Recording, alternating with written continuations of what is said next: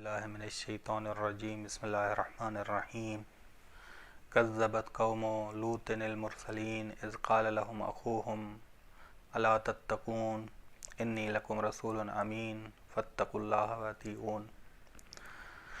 توفیق پروردگار سے سورہ شعراء کا ترجمہ اور تفسیر نکات جاری تھے کہ سورہ شعراء مکی سورہ ہے۔ مکے کے زیادہ لوگ مخصوصاً سردار قریش کے سردار اللہ کی وحی کے خلاف تھے، رسول خدا صلی اللہ علیہ وسلم کی توہین کرتے تھے، اذیتیں دیتے تھے۔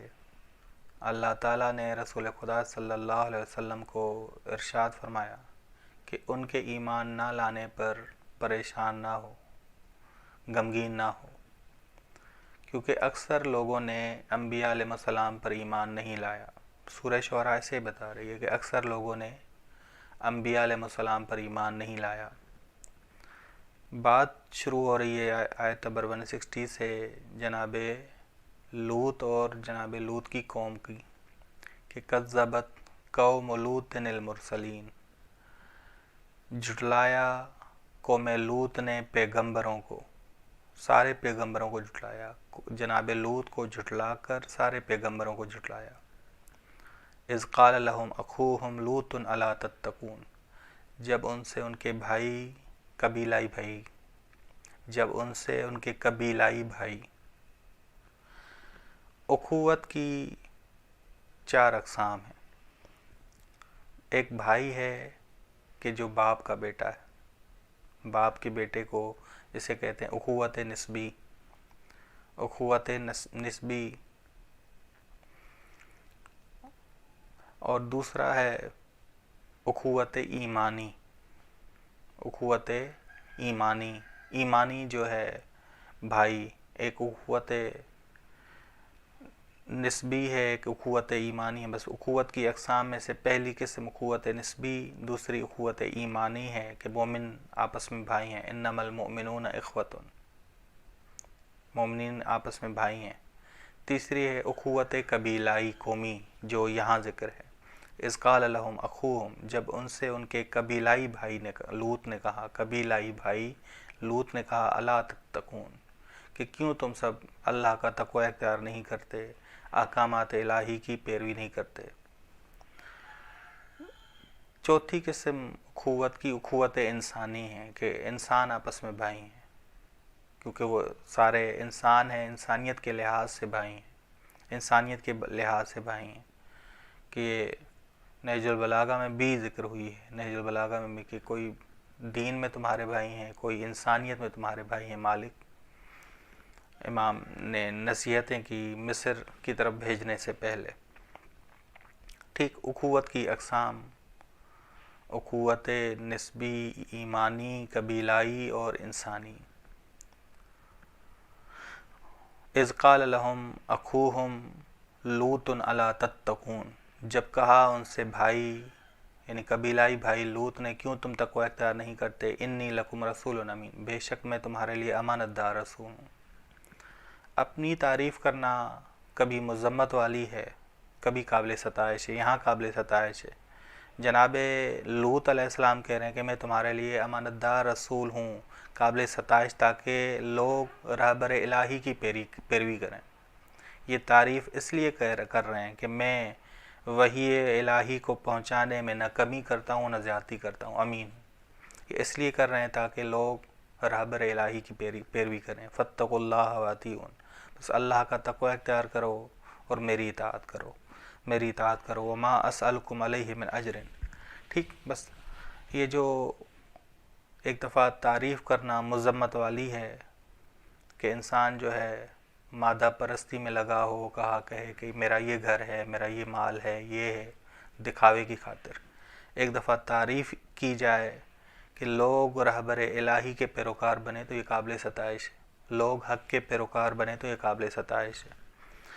وما اسألکم علیہ من اجر، آیت نمبر 164، کہ میں نہیں تم سے سوال کرتا اس رسالت پر، یہ جو رسول امین ہونے پر کوئی دنیاوی اجر نہیں، میرا اجر مگر کائنات کے رب پر، یعنی کائنات کے رب نے میرے اجر کی ذمہ داری لی ہے، دنیاوی اجر بھی وہی دے گا، اخروی اجر بھی وہی دے گا۔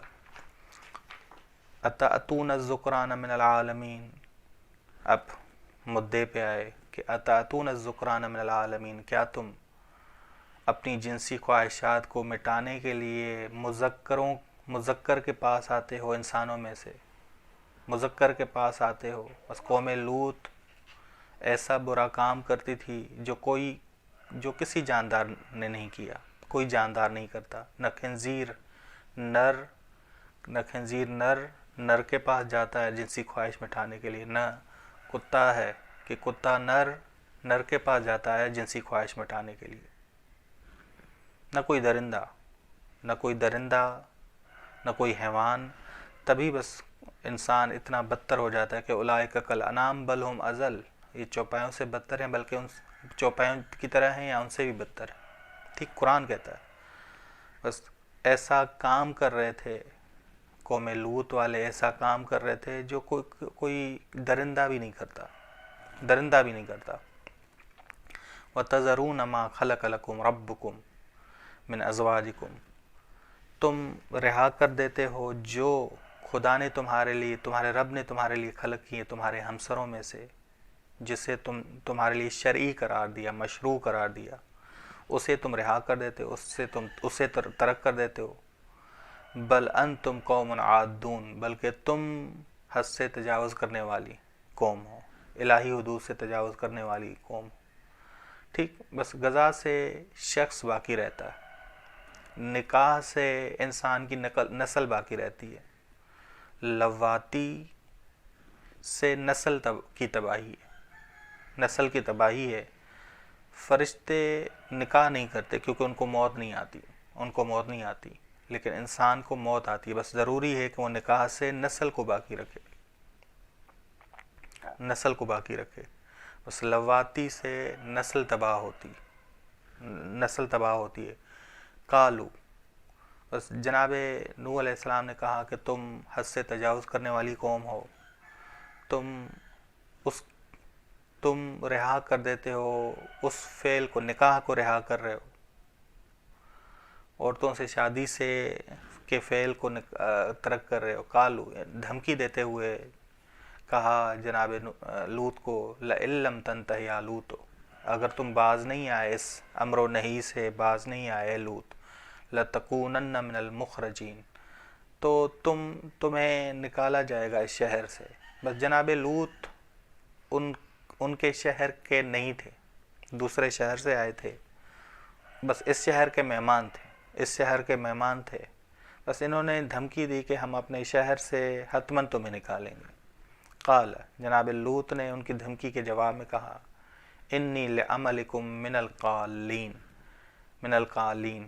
کہ بے شک میں تمہارے اس عمل سے، لعملکم من القالین، کہ میں تمہارے عمل کا رسمی دشمن ہوں، رسمی بغض رکھنے والا ہوں، رسمی طور پہ تمہارے عمل کا دشمن ہوں۔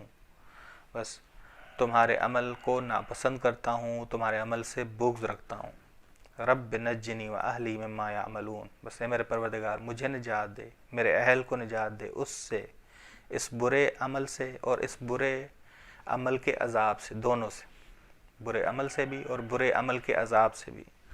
برے عمل کے عذاب سے یہ برا عمل جو وہ اپنے قصد و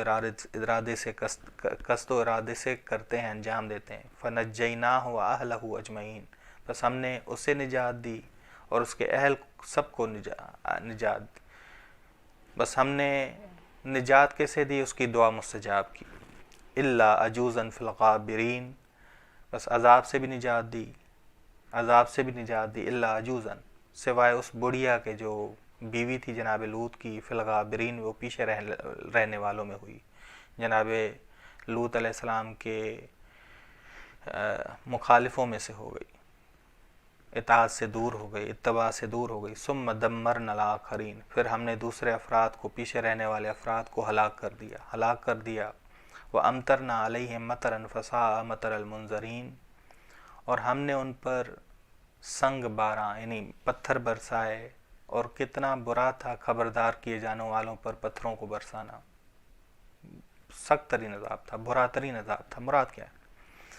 امام رضا علیہ السلام فرماتے ہیں کہ جب بھی لوگوں نے ایسے گناہ ایجاد کیے جو پہلی والی امتوں نے ایجاد نہیں کیے تھے، جو پہلی والی امتیں جو گناہ نہیں کرتے تھے، تو اللہ نے بھی ایسے عذاب بھیجے جو پہلی والی امتوں پر نہیں بھیجے، ناآشنا عذاب، ناآشنا عذاب۔ کافی جلد نمبر 2 صفحہ نمبر 275۔ اس قرآن نے کہا ما سبقکم بہا احد من العالمین، جو تم کام کر رہے ہو قوم لوط، جو تم کام کر رہے ہو ایسا کام پہلے کسی نے نہیں کیا، پہلے کسی نے نہیں کیا۔ بس ایسا کام درندے بھی نہیں کرتے، کوئی بھی نہیں کرتا۔ بس جب کام ایسا تھا تو ہم اللہ تعالیٰ نے کہا ہم نے بھی عذاب بھی ایسا نازل کیا جو پہلے نہیں تھا، ہم نے ان پہ سنگ باراں پتھر برسائے، انہیں ہلاک کر دیا۔ اور کتنا برا تھا، کتنی بری تھی یہ بارش، سنگ باران، یہ پتھروں کو برسانا، یہ کتنی بری بارش تھی۔ خبردار کیے جانا، بس خبردار کیا گیا، بس معلوم ہو رہا ہے کہ خبردار کیا گیا، حجت تمام کی گئی۔ ان فی ذلک لآیہ، بے شک ان قصوں میں نشانی ہے، مومنین کے لیے نشانی ہے، توحید کی طرف آنے کے لیے نشانی ہے، رسالت کو ماننے کی نشانی ہے، معاد کو قبول کرنے کی نشانی ہے۔ وما کان اکثرہم مومنین، ان میں سے اکثر مومن نہیں تھے۔ بس رسول خدا تم پریشان نہ ہو، مکے میں اکثر لوگ اگر نافرمان ہیں تو تجھے پریشان نہ کریں، تم اپنے ہدف میں لگے رہو۔